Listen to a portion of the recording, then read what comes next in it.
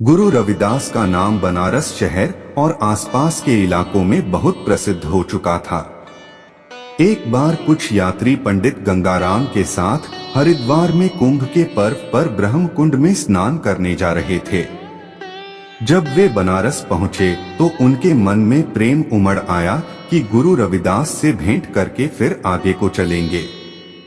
वे गुरु रविदास का निवास स्थान पूछकर सीर गोवर्धनपुर में पहुंच गए। सभी यात्री गुरु रविदास के दर्शन करके बहुत प्रसन्न हुए। गुरु रविदास ने पूछा कि कहिए, आप कहाँ जा रहे हैं? पंडित गंगाराम ने बताया कि हम हरिद्वार में कुंभ स्नान के लिए जा रहे हैं। गुरु रविदास ने यात्रियों से कहा कि गंगा जी के लिए मेरी ओर से यह कसीरा ले जाओ और यह भेंट गंगा जी को तब देना जब वे हाथ निकाल कर लें, नहीं तो इसे वैसे ही मत देना।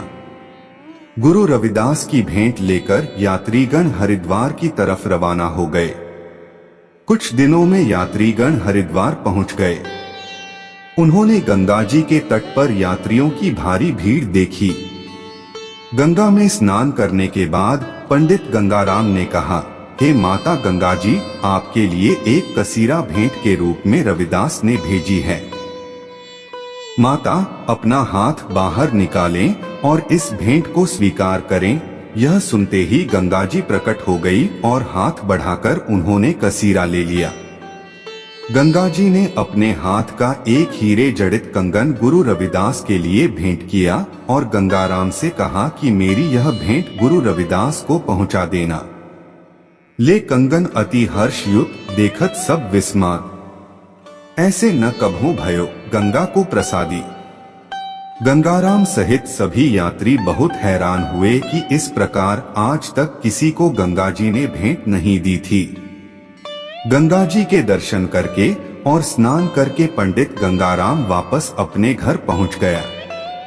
गंगाराम ने अपनी पत्नी को प्रत्यक्ष दर्शन की सारी कथा सुनाई और गंगा जी का दिया हुआ कंगन अपनी पत्नी को रखने के लिए दे दिया।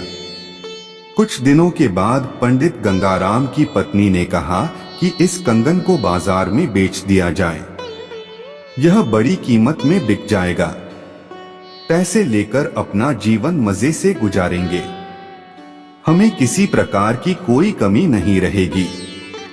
जब पंडित गंगाराम वह कंगन बाजार में बेचने के लिए गया तो कंगन की जितनी कीमत थी उसकी कीमत के बराबर किसी के पास धन नहीं था। जो भी सर्राफ कंगन को देखता था वह हैरान हो जाता था और कहता था कि ऐसा कंगन हमने पहले कभी नहीं देखा। तब कुटवारे सुध दई वाके हाट बिकाए, भूखन कंगन हाथ को बेचत जन इक आए। इस बात की खबर सिपाही के पास पहुंच गई कि एक आदमी बहुमूल्य कंगन बेचने की कोशिश कर रहा है। सिपाही गंगाराम को पकड़कर राजा के पास ले गए। राजा के पूछने पर गंगाराम ने सारी कथा कह सुनाई कि यह कंगन गंगा माता के हाथ का है, जिसे गंगा माता ने गुरु रविदास को पहुंचाने के लिए दिया था। सारी बातें सुनकर राजा चकित रह गया। राजा ने कहा कि गुरु रविदास को यहाँ बुलाया जाए और उनकी राय ली जाए। तब गुरु रविदास को सादर सभा में बुलाकर कंगन के बारे में पूछा गया। गुरु रविदास ने कहा कि यह कोई बड़ी बात नहीं है। अभी एक बर्तन में गंगा जल डालकर और कंगन उसमें डालकर ऊपर से कपड़ा देकर ढक दें। मन चंगा तो कठौती में गंगा। गंगा जी इस बात का फैसला कर देंगी। जैसा उन्होंने कहा, सारी सामग्री उसी ढंग से तैयार कर दी गई। तब गुरु रविदास ने गंगा जी को यह निर्णय करने के लिए कहा। जब कपड़ा बर्तन से हटाया गया तो दो कंगन नजर आए। राजा और बाकी लोग यह देखकर बहुत प्रसन्न हुए। गुरु रविदास ने दोनों कंगन गंगाराम को दे दिए।